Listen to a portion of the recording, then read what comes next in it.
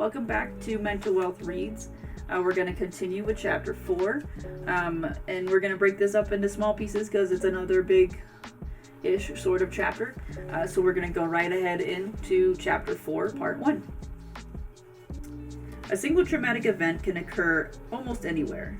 Prolonged repeated trauma, by contrast, occurs only in circumstances of captivity. When the victim is free to escape, she will not be abused a second time. Repeated trauma only occurs when the victim is a prisoner, unable to flee, and under the control of the perpetrator. Such conditions obviously exist in prisons, concentration camps, and slave labor camps. These conditions may also exist in religious cults, in brothels, and other institutions of organized sexual exploitation, and in families. Political captivity is generally recognized, whereas the domestic captivity of women and children is often unseen. A man's home is his castle. Rarely is it understood that the same home may be a prisoner for women and children. In domestic captivity, physical barriers to escape are rare. In most homes, even the most oppressive, there are no bars on the windows, no barbed wire fences. Women and children are not ordinarily chained, though even this occurs more often than one might think. The barriers to escape are generally invisible. They are nonetheless extremely powerful. Children are rendered captive by their condition of dependency. Women are rendered captive by economic, social, psychological, and legal subordination, as well as by physical force. Captivity, which brings the victim into prolonged contact with the perpetrator, creates a special type of relationship, one of coercive control. This is equally true whether the victim is taken captive entirely by force, as is in the case of the prisoners and hostages, or by a combination of force, intimidation, and enticement, as in the case of religious cult members, battered women, and abused children. The psychological impact of subordination to coercive control may have many common features, whether that subordination occurs within the public sphere of politics or within the private sphere of sexual and domestic relations. In situations of captivity, the perpetrator becomes the most powerful person in the life of the victim, and the psychology of the victim is shaped by the actions and beliefs of the perpetrator. Little is known about the mind of the perpetrator. Since he is contemptuous of those who seek to understand him, he does not volunteer to be studied. Since he does not perceive that anything is wrong with him, he does not seek help, unless he is in trouble with the law. His most consistent feature, in both the testimony of victims and the observations of psychologists, is his apparent normality. Ordinary concepts of psychopathology fail to define or comprehend it. This idea is deeply disturbing to most people. How much more comforting it would be if the perpetrator were easily recognizable, obviously defiant, or disturbed. But he is not. The legal scholar Hannah Arendt created a scandal when she reported that Adolf Eichmann, a man who committed unfathomable crimes against humanity, had been certified by half a dozen psychiatrists as normal. The trouble with Eichmann was precisely that so many were like him, and that the many were neither perverted nor sadistic, that they were, and still are, terribly and terrifyingly normal. From the viewpoint of our legal institutions and of our moral standards of judgment, this normality was much more terrifying than all the atrocities put together. Authoritarian, secretive, sometimes grandiose, and even paranoid, the perpetrator is nevertheless exquisitely sensitive to the realities of power and to social norms. Only rarely does he get into difficulties with the law. Rather, he seeks out situations where his tyrannical behavior will be tolerated, condoned, or admired. His demeanor provides an excellent camouflage, for few people believe that extraordinary crimes can be committed by men of such conventional appearance. The perpetrator's first goal appears to be the enslavement of his victim, and he accomplishes this goal by exercising despotic control over every aspect of the victim's life. But simple compliance rarely satisfies him.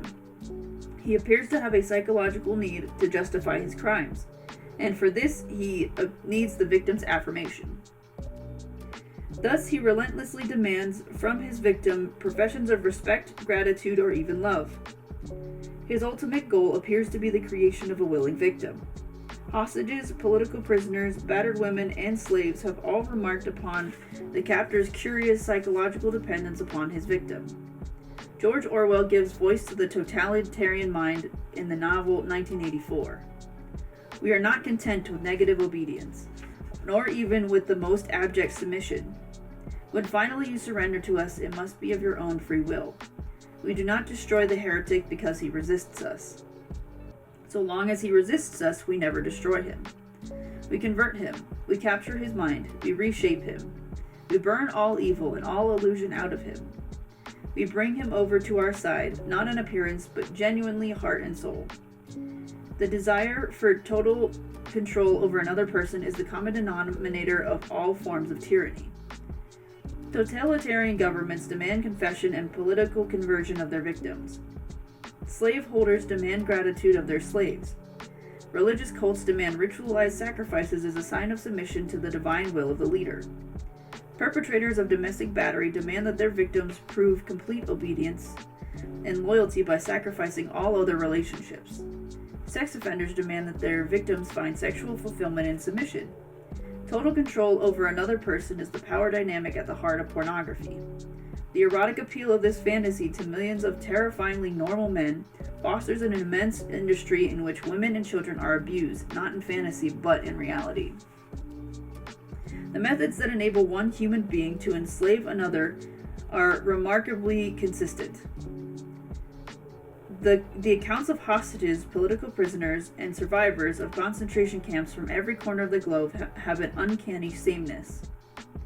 Drawing upon the testimony of political prisoners from widely differing cultures, Amnesty International in 1973 published a chart of coercion describing these methods in detail. In tyrannical political systems, it is sometimes possible to trace the actual transmission of coercive methods from one clandestine police force to terrorist group to another. The same techniques are used to subjugate women in prostitution, in pornography, and in the home. In organized criminal activities, pimps and pornographers sometimes instruct one another in the use of coercive methods. The systematic use of coercive techniques to break women into prostitution is known as seasoning.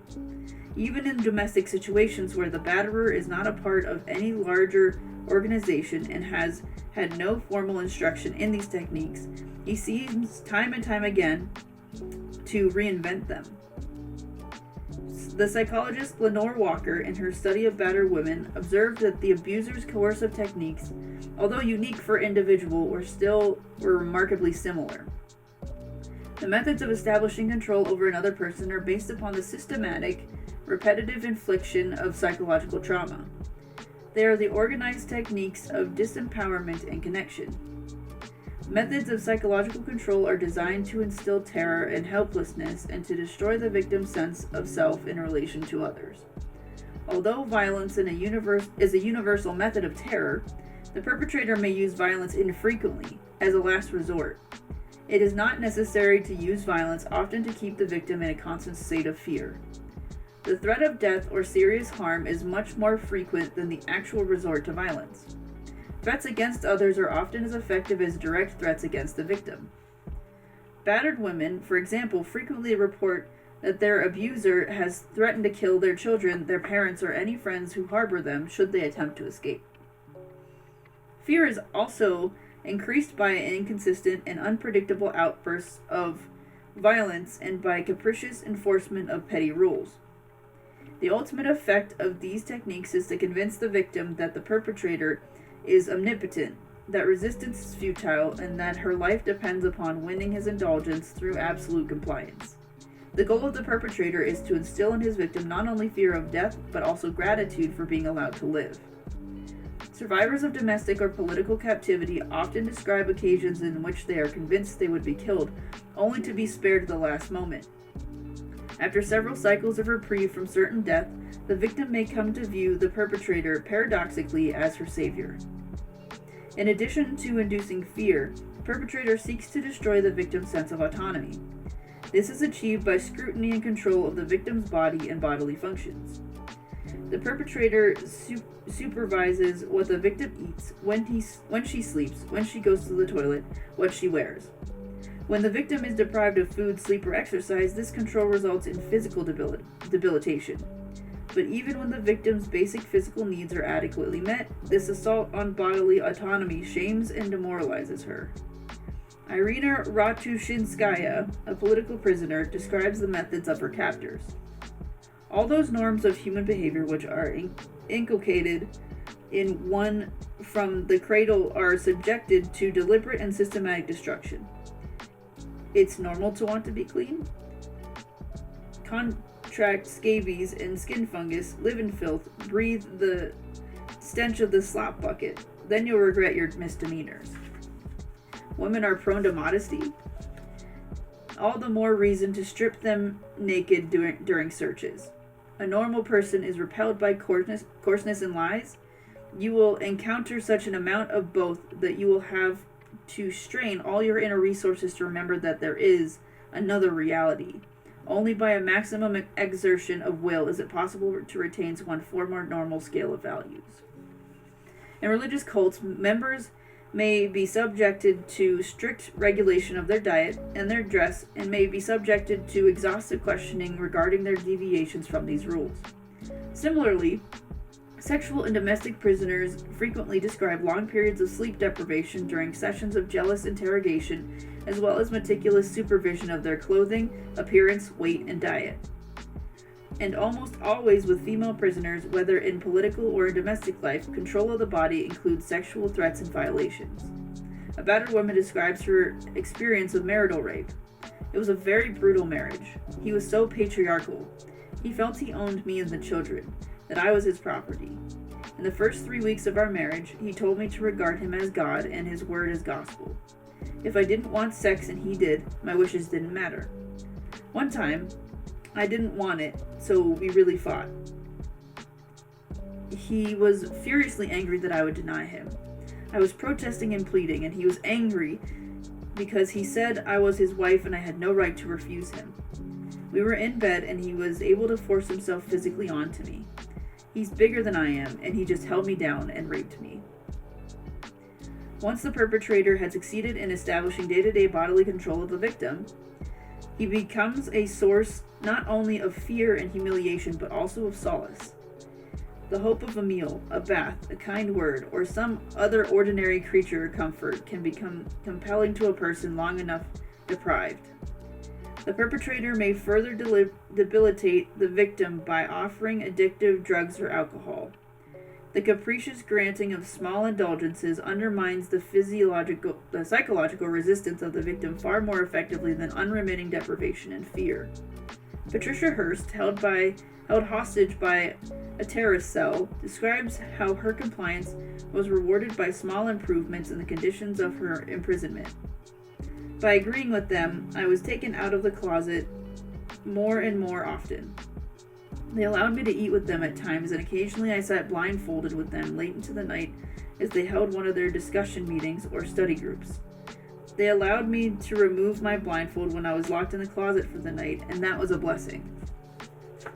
Political prisoners who are aware of the methods of coercive control devote particular attention to maintaining their sense of autonomy. One form of resistance is refusing to comply with petty demands or to accept rewards. The hunger strike is the ultimate expression of this resistance. Because the prisoner voluntarily subjects himself to greater deprivation than that willed by his captor, he affirms his sense of integrity and self-control.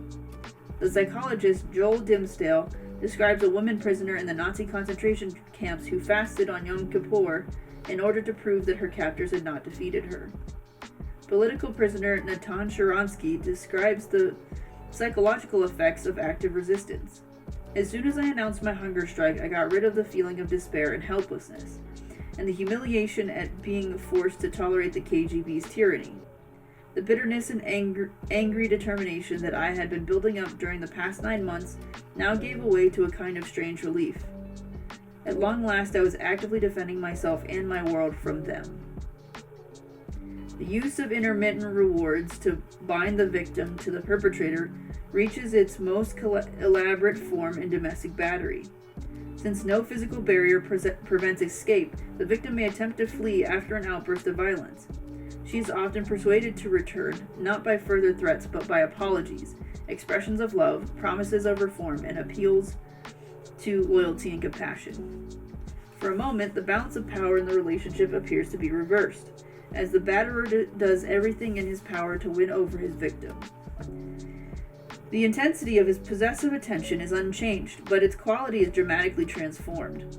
He insists that his domineering behavior simply proves his desperate need and love for her. He may himself believe this. Further, he pleads that his fate is in her hands, and that she has the power to end the violence by offering even greater proofs of her love for him.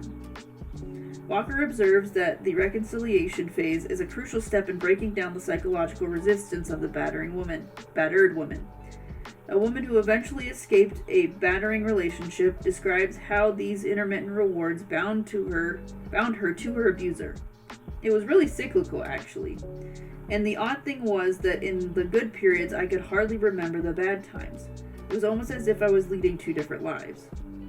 Additional methods, however, are usually needed to achieve complete domination. As long as the victim maintains any other human connection, the perpetrator's power is limited. It is for this reason that perpetrators universally seek to isolate their victims from any source of information, material aid, or emotional support. The stories of political prisoners are filled with accounts of their captors' attempts to prevent communication with the outside world and to convince them that their closest allies have forgotten or betrayed them. And the record of domestic violence is filled with accounts of jealous surveillance, such as stalking, eavesdropping, and intercepting letters or telephone calls, which results in solitary confinement of the battered woman with her home. Along with the relentless accusations of infidelity, the batterer demands that his victim prove her loyalty to him by giving up her work and, with it, an independent source of income, her friendships, and even her ties to her family. The destruction of attachments requires not only the isolation of victims from others, but also the destruction of her internal images of connection to others. For this reason, the perpetrator often goes to great lengths to deprive his victims of any objects of symbolic importance. A battered woman describes how her boyfriend demanded a ritual sacrifice of tokens of attachment. He didn't hit me, but he got very angry. I thought it was because he was fond of me and he was jealous, but I didn't realize until afterwards that it was nothing to do with fondness. It was quite different. He asked me a lot of questions about who I had been out with before I knew him, and he made me bring from the house a whole file of letters and photographs, and he stood over me as I stood over an open drain in the road, and I had to put them in one by one, tear them up, and put them in. At the beginning of the relationship, this woman was able to persuade herself that she was making only a small symbolic concession. The accounts of battered women are filled with such sacrifices reluctantly made, which slowly and imperceptibly destroy their ties to others. Many women in hindsight describe themselves as walking into a trap. The coerced prostitute and pornographic film star Linda Lovelace describes how she was gradually ensnared by a pimp who first persuaded her to break her ties with her parents. I went along with him. As I say these words, I realize that I went along with too much in those days. No one was twisting my arm. Not yet. Everything was mild and gradual. One small step and then another. It started in such small ways that I didn't see the pattern until much later. Prisoners of conscience who have a highly developed awareness of the strategies of control and resistance generally understand that isolation is the danger to be avoided at all costs, that there is no such thing as a small concession when the issue is preserving their connections with the outside world. As tenaciously as their captors seek to destroy their relationships, these prisoners tenaciously seek to maintain communication with the world outside the one in which they are confined. They deliberately practice evoking mental images of the people they love in order to preserve their sense of connection. They also fight to preserve physical tokens of fidelity. They may risk their lives for the sake of a wedding ring, a letter, a photograph, or some other small memento of attachment. Such risks, which may appear heroic or foolish to outsiders, are undertaken for supremely pragmatic reasons. Under conditions of prolonged isolation, prisoners need transitional objects to preserve their sense of connection to others. They understand that to lose those symbols of attachment is to lose themselves. As the victim is isolated, she becomes increasingly dependent on the perpetrator, not only for survival and basic bodily needs, but also for information and even for emotional sustenance. The more frightened she is, the more she is tempted to cling to the one relationship that is permitted.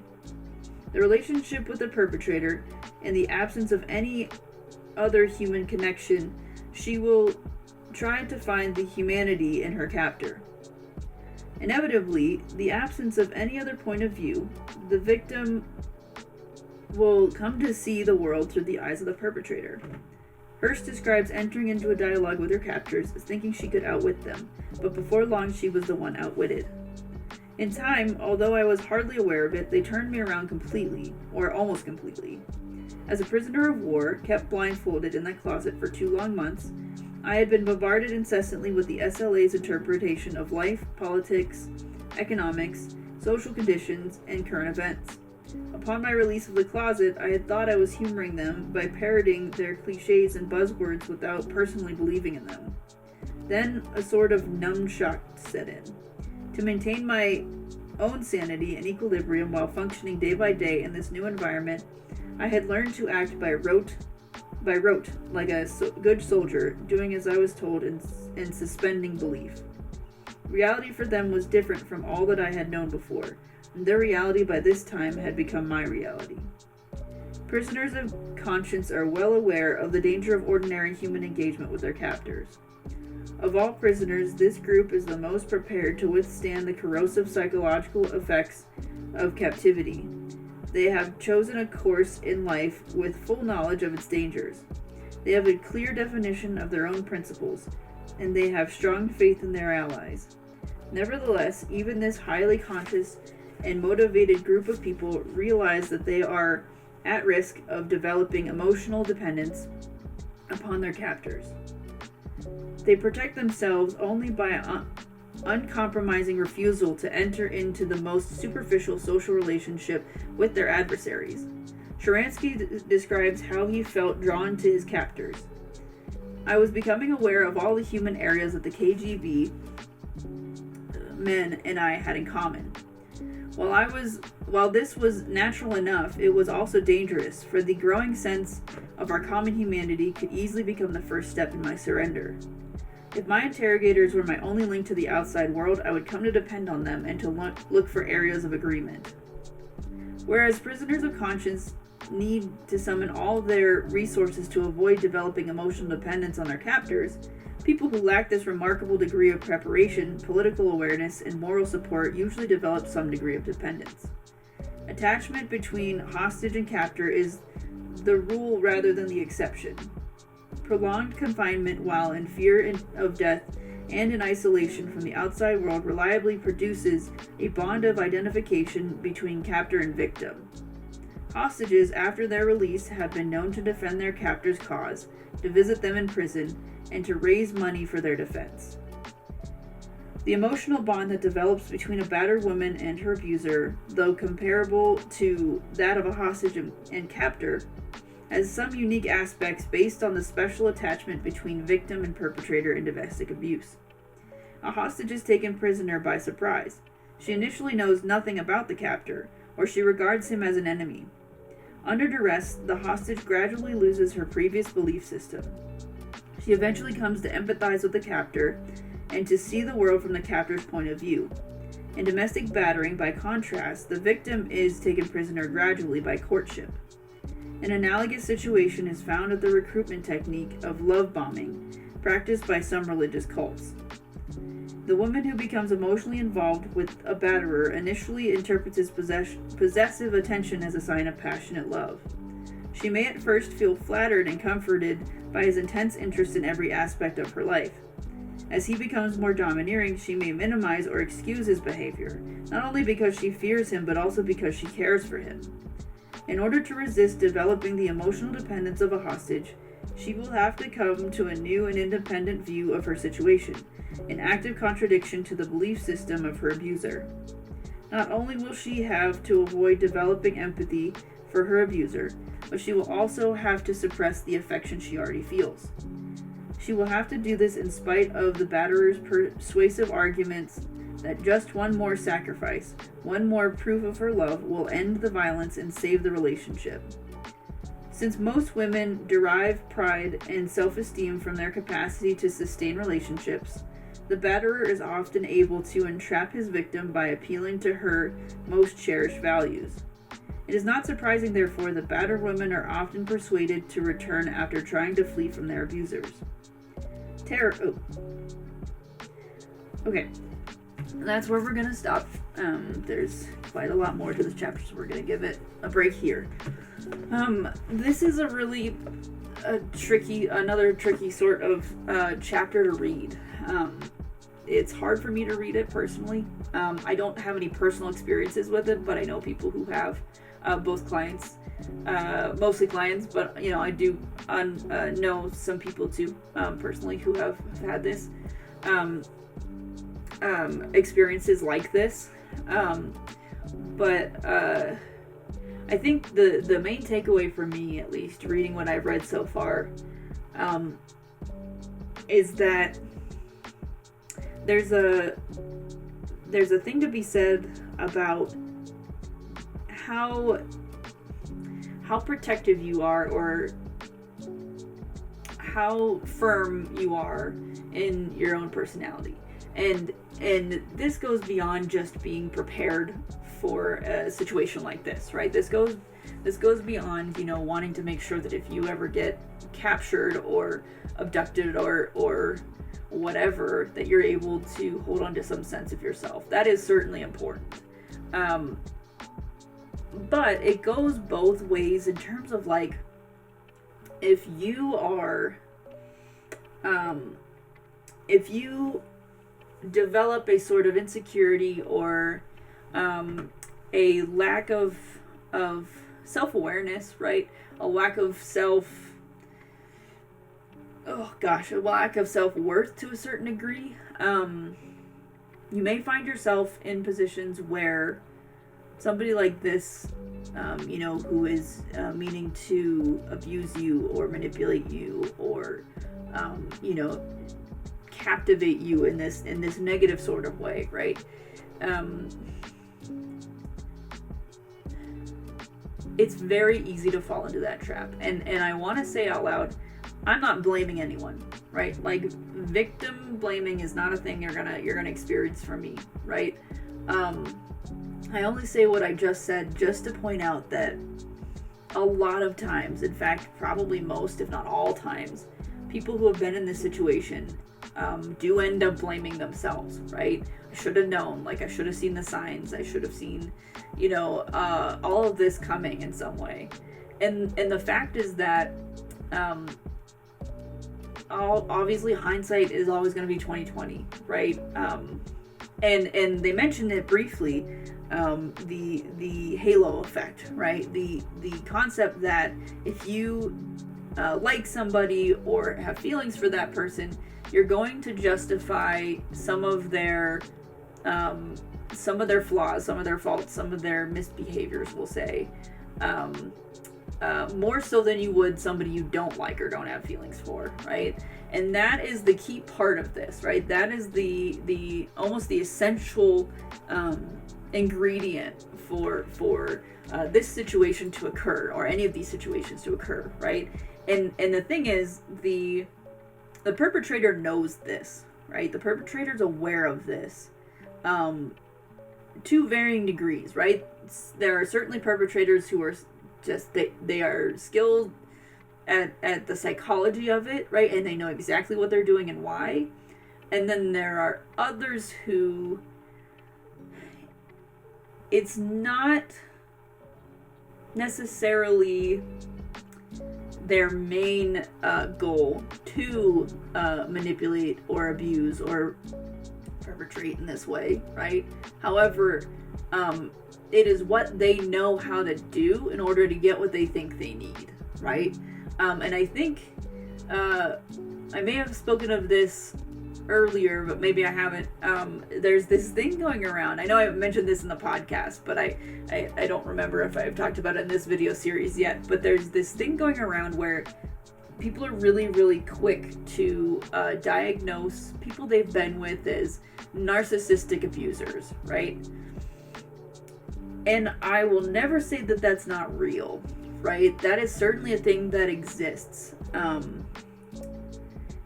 What I would caution always is assigning that title to somebody it doesn't belong to, right? Now, here's what happens, right? Here's the psychology of why this happens. And I think they did mention this too. What happens is, and I've mentioned this before, the human brain tries to explain whatever it's going through, right? It tries to find a meaning. That's what it's always going to do, because it's what it's made to do. Your brain's up there to try and like label things and categorize things and put things in boxes, so it's easier for you to understand and then process and then adapt to, right? And this happens especially in relationships where there's abuse or neglect or manipulation or whatever, right? Domestic violence, even stuff like that. The brain, and whether it is the woman who's the victim or the man who's the victim, right? Whichever victim is going to try and rationalize even the worst behaviors. First of all, because like I said, that's what the brain does, and secondly, because there's the idea, or at least the premise, right, of a romantic relationship there, right? A relationship that is contingent on love, right? The love of both of these people in this relationship. Because there is that going on, most likely we'll say victim, or the person who is being receiving this behavior, right? They are also probably going to not want to be the first one to cry wolf, right? They don't want to be the one that is making a big deal out of something that may be something else, right? And that is the tricky thing about humans, is that you and I have probably all done something that in our lives, or said something that could fall into the category of manipulative or abusive. However, there's a difference between it happening one time in a matter of situation, right, versus it being intentional and consistent, right? And that is the difference between a regular human being and somebody who is I guess we'll say worthy of the title of a narcissist or a narcissistic abuser, or whatever words people are using these days, like for situations like that. And that is what makes it so tricky, right? Because again, when you're in that situation where you're in a relationship and it's a romantic relationship where there's feelings and there's sexual intimacy also involved, and all sorts of things like that, that are supposed to be in a romantic or marital relationship, right? You're going to just naturally give your partner the benefit of the doubt. You're going to say, oh, he's just having a bad day, or she's just having a rough time, or I think she's just tired, or I think he's just stressed out, or he didn't mean it, he doesn't know how it affects me because I haven't told him. Things like this, where it's like you're going to think of things like that because you want to, right? Because you don't want to take something little and make it into an overall descriptor of this person based on one little thing that they did that was negative, right? And generally speaking, that's a good thing, right? But like I said, because there are people in this world who are aware of that to varying degrees, they're going to use that to their advantage, and make it so that is the situation regularly. And again, we can break up the psychology of somebody who is abusive or neglectful or manipulative, or domestically violent or whatever, right? We can break that psychology open and talk for a whole other hour. There's just so much about perpetrators, even though the book did say like, well, we don't know as much about them What they mean basically is that we can't look at a crowd of people and pick these people out. However, we do know things about how and why their brain works when they are doing the things that they're doing that are abusive or manipulative. So, anyhow, that's just a little intro blurb about this subject. Like I said, this is a heavy part. This whole topic of trauma is heavy. This particular type it's tough because it's human on human, and so is combat trauma, and so is everything that we're going to talk about outside of, say, like freak accidents or things like that, right? This is one of those that is it goes to a different level, and I'm not sitting here saying that there's trauma that is worse than others, right? All trauma is bad. All trauma is evil. All trauma is harmful. No matter how much of it you've experienced or what kind of it you've experienced. You know, like I've said before, so a combat veteran sitting next to a sexual abuse victim they're the same, right? There may be different details based on what they've each been through, right? That make it a little bit different in terms of relating to each other, but they are both the same. They've both undergone trauma, and therefore they are both the same in that light. But when it comes to people specifically and gradually and over time manipulating other people, that's an intentional evil and an intentional trauma, right? And again, like I said, we could go into this a whole lot longer. I don't have as much time to do that today, but I want to leave you guys with this. I think if you know somebody who's gone through this, as with all the other traumas, they are going to need so much patience and so much understanding and so much compassion. It is not going to be easy for them to come back into their old reality, right? And just go right back into it. I think too, it's also common to expect, as somebody welcoming somebody back from these situations, to like kind of have this thought process of like, well, I'm not like the people you lived with, so you shouldn't still feel the way that you do, right? The any sort of anger, any sort of distress, any sort of even just trouble emotion or regulating emotions, right? Those will linger, those will stick around, because the body also, because it is constantly trying to make sense of things, it will also learn and apply what it has learned consistently over time to its reality, right? And it's a lot like a habit, right? Essentially being captive or being manipulated over time, that is going to create this mental habit, right? This mental and emotional habit, and sometimes even physical habits that were built around survival or thriving in that situation, right? So I would encourage you, if you're somebody welcoming somebody from that situation or anything like it, to be cognizant of that, right? To be aware that there's going to be a certain amount of time where your loved one is not going to be able to handle their reality, their old reality, as well. And it's not about you personally, right? It's not that they don't feel safe with you. It's that they're not used to feeling this level of safety, right? In this part of their life, right? Their experience has changed their idea of what kind of safety they have, right? And so again, like I said, they've had to form those habits around surviving and that lack of safety. So be cognizant of that, right? If something happens, if there's a behavior that you notice that's new, that you didn't see before their experience, help them process that, right?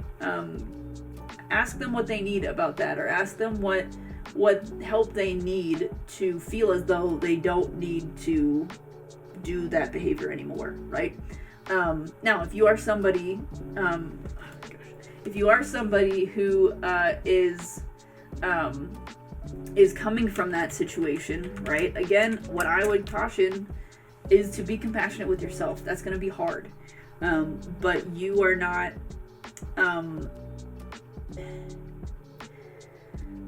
there shouldn't be any expectation for you to just jump right back into things, right? To jump right into this reality where things are back to being ideal, things are back to being emotionally and physically and mentally safe. Things where you don't have to, things are accessible, right? You don't have the same rules to follow as you did when you were either in captivity or in an abusive relationship, right? Be compassionate with yourself.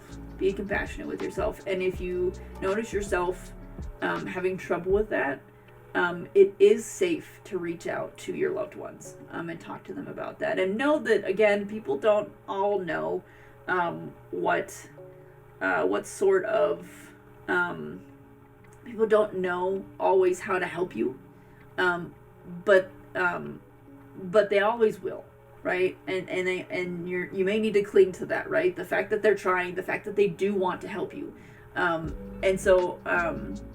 Like I said, take things a day at a time. Give yourself compassion. Give yourself some grace, right? And just work at it, like I said, one step at a time. That is all I have for today. Thank you guys again for joining me for this chapter. If you have any questions, as always, leave them in the comment section.